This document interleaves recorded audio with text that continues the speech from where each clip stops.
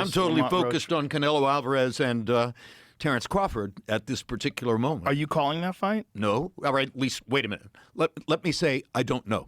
You don't know? I don't know. There was a news Netflix, conference correct? in New York yesterday, and they announced that Max Kellerman is part of the broadcast team. Okay. So that's only one person they've announced. This is obviously I'd love to call the fight, but I don't know yet. August 16th.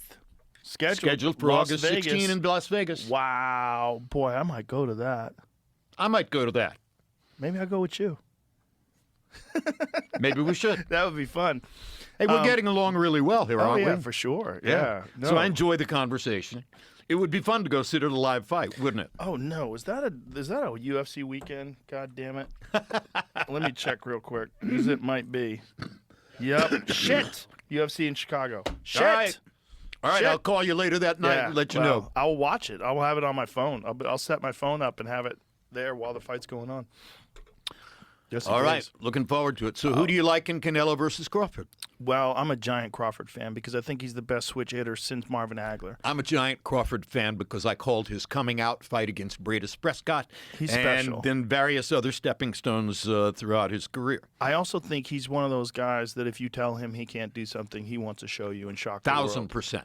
Absolutely right. I also think Canelo is slowing down, and Canelo is more of a one-punch fighter now than the combination fighter he was when he was younger.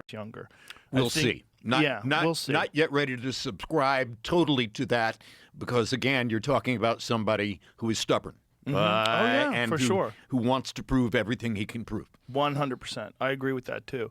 But I think like in boxing and certainly in MMA, there's a certain amount of years where a fighter can keep the RPMs up.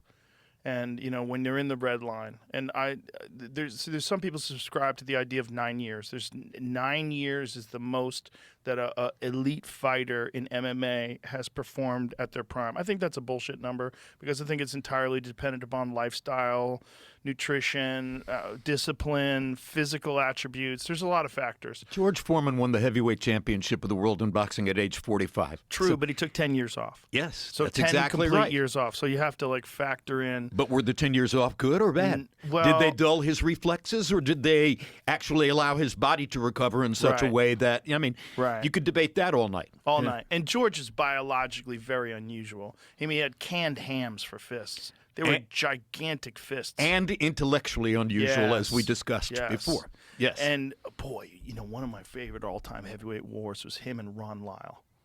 That was one of his all-time favorite heavyweight wars. He loved to reminisce about the Lyle fight. God, that fight was crazy. Every fighter loves drama, and they love having been a part of drama. Yes. So George loved that. That was an insane fight. Insane. All the knockdowns. Yep. Both guys rocked and hurt. Yep. Whew.